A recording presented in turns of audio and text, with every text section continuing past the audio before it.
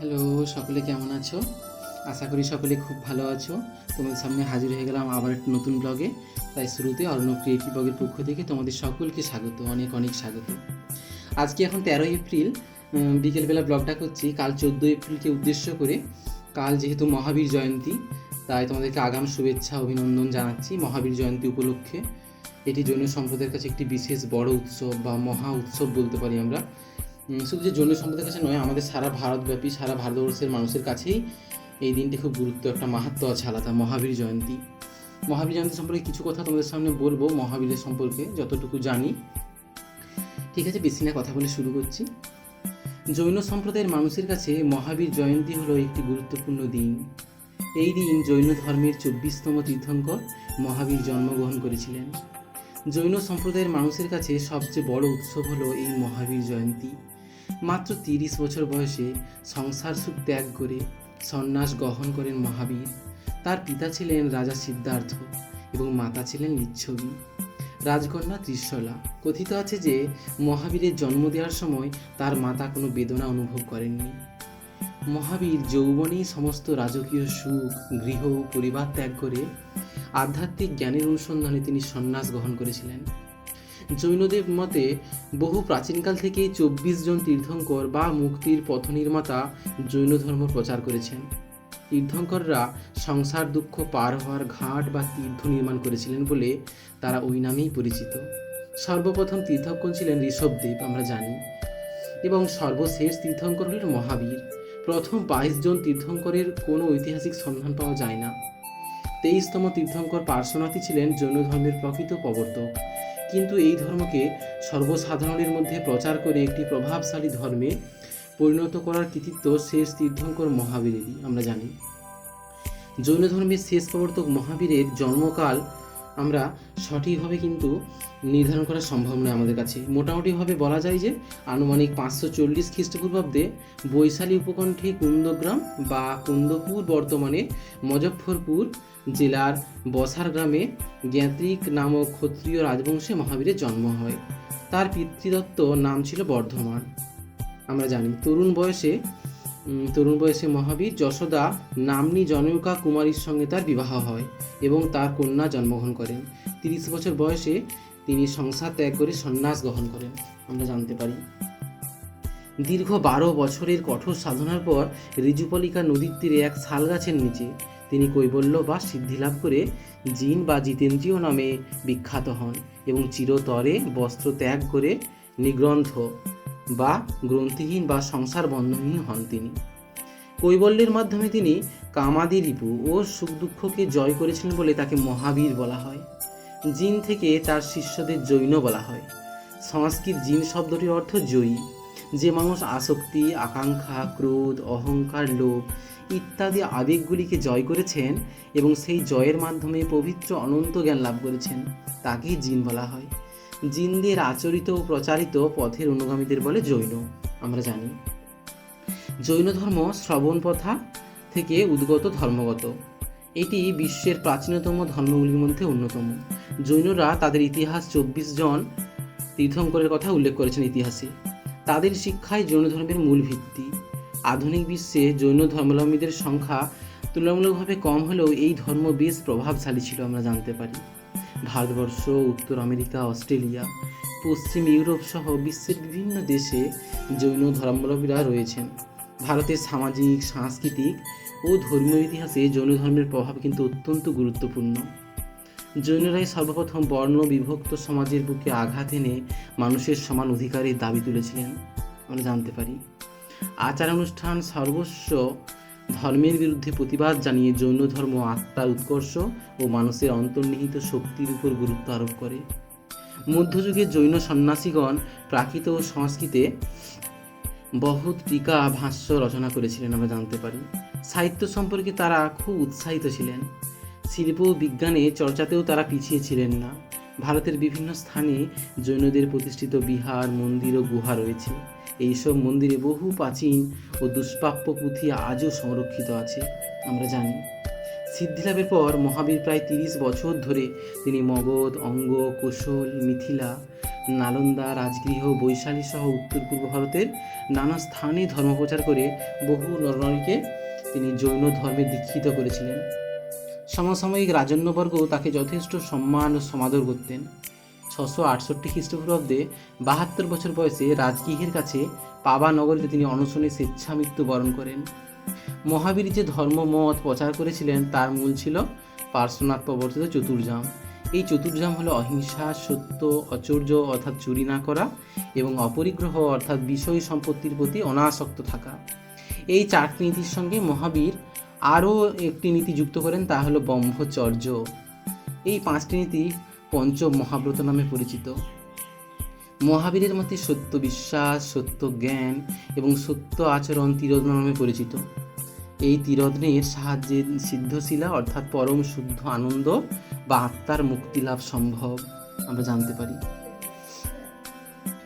জৈনরা মানুষের অন্তর্নিহিত শক্তির সুষ্ঠু ও চরম প্রকাশকেই ঐশী শক্তিরূপে গণ্য করেছিলেন। তাদের মতে তীর্থঙ্করদের মধ্যে ঐশী শক্তির পরিপূর্ণ বিকাশ লক্ষ্য করা যায়। তারা কর্মফল ও জন্মান্তরবাদে বিশ্বাসী ছিলেন। তারা বিশ্বাস করেন যে পঞ্চম মহাব্রত পালন ও কিচ্ছ সাধনের দ্বারাই কর্ম ও জন্মান্তরের বন্ধন থেকে মুক্তি পাওয়া যায়। জৈনরা সকল বস্তু এমনকি পাথর ও ধাতুর মধ্যেও প্রাণীর অস্তিত্বে বিশ্বাসী ছিলেন। তাদের মতে কোনো প্রাণী হত্যা মহাপাপ। অহিংসা, অপরিগ্রহ, কিচ্ছ সাধন ও রিপুজয় জৈন ধর্ম অনুমোদিত সর্বোত্তম বৃত্তি। জৈন ধর্ম নতুন কোনো ধর্মমত নয়, হিন্দু ধর্মের চিন্তাধারা, বিশেষত উপনিষদ ও আরণ্যকের চিন্তাধারা থেকে উদ্ভূত। জৈন ধর্মে গণেশ, লক্ষ্মী প্রভৃতি দেবদেবীর উপাসনা প্রচলিত আছে। পাশাপাশি হিন্দুরাও পার্শ্বনাথ বা পরেশনাথ ও মহাবীরকে যথেষ্ট শ্রদ্ধা ও ভক্তি করে থাকেন আমরা। আসলে জৈন ধর্ম হলো সনাতন হিন্দু ধর্মের একটি সংস্কৃত রূপ, তাই জৈনদের হিন্দু ধর্মাবলম্বী হিসাবে গণ্য করা হয়। হিন্দু শাস্ত্রের উপনিষদ ও আরণ্যকে অহিংসার কথা বহু পূর্বে বলা ছিল আমরা জানতে পারি। এছাড়াও আমরা জানতে পারি যে জৈন ধর্মের মূল সূত্রগুলি প্রথমে মৌখিকভাবে প্রচলিত ছিল, পরবর্তীকালে তা গ্রন্থাকারে সংকলিত হয়। জৈন শ্রমণ ভদ্রবাহু রচিত কল্পসূত্রকে জৈনদের আদি শাস্ত্রগ্রন্থ বলা হয়। 14টি পর্বে রচিত এই গ্রন্থ থেকে মহাবীরের বাণী সম্পর্কে বিশদ কথা জানা যায়। আনুমানিক 300 খ্রিস্টপূর্বাব্দে পাটলিপুত্রে অনুষ্ঠিত জৈন সংগীতিকে জৈন ধর্মশাস্ত্রকে 14টি পর্বের পরিবর্তে 12টি অঙ্গতে সংকলিত করা হয়। এগুলি দ্বাদশ অঙ্গ নামে পরিচিত আমরা জানতে পারি। খ্রিস্টীয় 6ষ্ঠ শতকে গুজরাটের বলভিতে অনুষ্ঠিত দ্বিতীয় জৈন সংগীতিতে আবার নতুনভাবে ধর্মগ্রন্থ সংকলিত হয়। বর্তমানে ওই সংকলন জৈন আগম বা জৈন সিদ্ধান্ত নামে পরিচিত। জৈন সিদ্ধান্ত আবার অঙ্গ, উপাঙ্গ, মূল ও সূত্র নামে 4টি ভাগে বিভক্ত। এছাড়া চতুর্বেদ, পরিশিষ্ট পার্বণ প্রভৃতি জৈন ধর্মগ্রন্থ থেকে এই ধর্ম সম্পর্কে অনেক তথ্য জানা যায় আমরা জানতে পারি। এইসব গ্রন্থগুলো প্রাকৃত ভাষায় রচিত। জৈন দার্শনিকদের মতে স্থূলভদ্র, এছাড়াও ভদ্রবাহু, হেমচন্দ্র, সিদ্ধান্ত এবং হরিভদ্র প্রভৃতি উল্লেখযোগ্য। ভদ্রবাহুর নেতৃত্বে দাক্ষিণাত্যে জৈন ধর্মের প্রচার ব্যাপক হারে হয়েছিল এবং দাক্ষিণাত্যে জৈনরা মহাবীরের শাসনগুলি কঠোরভাবে মেনে চলতেন।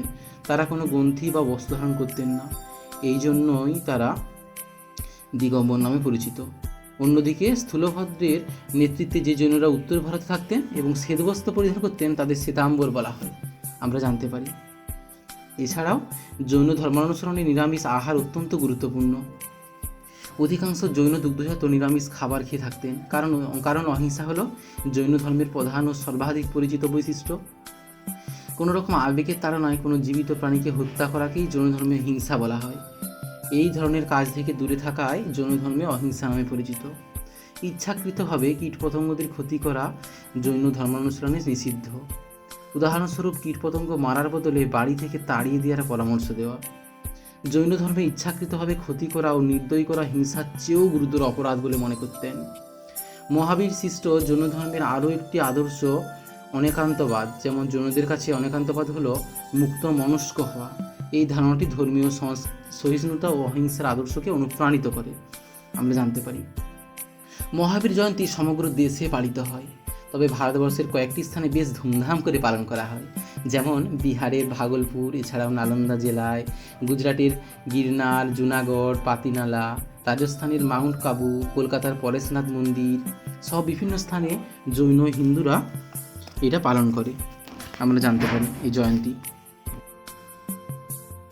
এবং এই উৎসব উপলক্ষে আমরা সকলেই জানি যে এই উৎসব উপলক্ষে বিভিন্ন জায়গায় বিভিন্ন অনুষ্ঠান হয় আজকের এই দিনে, এবং নানা সাংস্কৃতিক অনুষ্ঠানের আয়োজন করা হয়, পুজো হয়, প্রার্থনা হয়, ভক্তিমূলক গান হয়। হিন্দুরা এই মহাবীর জয়ন্তী উদযাপন করে বিভিন্ন জায়গায়। পাশাপাশি সমগ্র জীবকুলকে ভালোবাসা এবং শ্রদ্ধার মাধ্যমে আধ্যাত্মিক আত্মোন্নতির শপথ নেয়। মহাবীর কয়েকটি বাণীর কথা বলেছে, উল্লেখযোগ্য বাণী যেগুলো আমাদের সকলকে মেনে চলা উচিত। যেমন কয়েকটা বাণী যেগুলো মনে আছে তোমাদের সামনে শেয়ার করছি। যেমন তিনি বলেছিলেন, অযথা ভোগ সুখের জন্য জীবন কাটাবে না, মনে রাখবে এই যে বাহ্যিক ভোগ এর অন্তরালে কিছুই নেই। তিনি আরও বলেন, ঈশ্বর বলে কোনো কিছুই নেই, সর্বশক্তিমান কোনো সত্তায় আমাদের বিশ্বাস নেই। অহিংসা এবং সৎ আচরণ সকলকেই পালন করতে হবে। আগুন জ্বালালে যেমন জীব হত্যা করা হয়, আগুন জ্বাললে আগুন নির্বাপিত করলেও জীব হত্যা করা হয়, এটি হলো সবচেয়ে বড় পাপ, তিনি বলেছেন। তিনি বলেন, অহিংসা এবং সৎ আচরণ সকলকেই পালন করতে হবে। আমাদের মূল ঈশ্বর আরাধনা বা স্বর্গপ্রাপ্তি যথেষ্ট নয়, মূল তিনটি, সদ্বিশ্বাস, সৎ জ্ঞান ও সৎ আচরণ। তিনি আরও বলেন, পৃথিবীর সমস্ত মানুষকে সমজ্ঞানে ভালোবাসতে হবে, ধর্ম, বর্ণ, অর্থে কোনো বিভাজন থাকবে না। তথাকথিত ধনী সম্প্রদায়ের মানুষ দরিদ্র সম্প্রদায়কে ভালোবাসবে, তাদের দিকে সহযোগিতার হাত বাড়িয়ে দেবে, তবেই একটি সত্যিকারের সুশিষ্ট সমাজ গড়ে উঠবে। সমাজে উঁচু নিচু এবং নিচুর মধ্যে কোনো তফাৎ থাকবে না, তিনি বলেছেন। তিনি বলছেন, পৃথিবীর সব ধর্মের মূল কথা হলো এক, নিজেকে জানা, অর্থাৎ নিজেকে উপলব্ধি করো। ধর্মগুলির মধ্যে আপাতত বিরোধ আছে, কিন্তু আসলে এদের মধ্যে কোনো বিরোধ নেই। নিজেকে বিশ্ব প্রকৃতির ক্ষুদ্র অংশ বলে মনে করবে, নিজেকে কখনো ছোট মনে করবে না। ছোট মনে ভাবলে তুমি কখনো আত্মবিশ্বাসে বলীয়ান হয়ে উঠতে পারবে না। সব সময় সৎ চিন্তা করবে, সৎ বন্ধুর সান্নিধ্যে আসার চেষ্টা করবে, সৎ ভাবনায় মনকে প্রফুল্ল রাখবে, তাহলে দেখবে তোমার মধ্যে আশ্চর্য শক্তির উত্তরণ ঘটে গেছে। তিনি আরও বলেন যে ধার্মিক আচরণের দ্বারা মনকে পরিশুদ্ধ করবে, মন পরিশুদ্ধ না হলে আত্মা পরিশুদ্ধ হয় না। অসাধারণ উক্তি, অসাধারণ বাণী। তিনি আরও বলেন, সর্বধর্মের প্রতি সহিষ্ণুতা প্রকাশ করবে, মনে রাখবে পৃথিবীর সব ধর্মই সমান, ধর্মের মধ্যে যে বিভাজন তা আমাদের সৃষ্টি।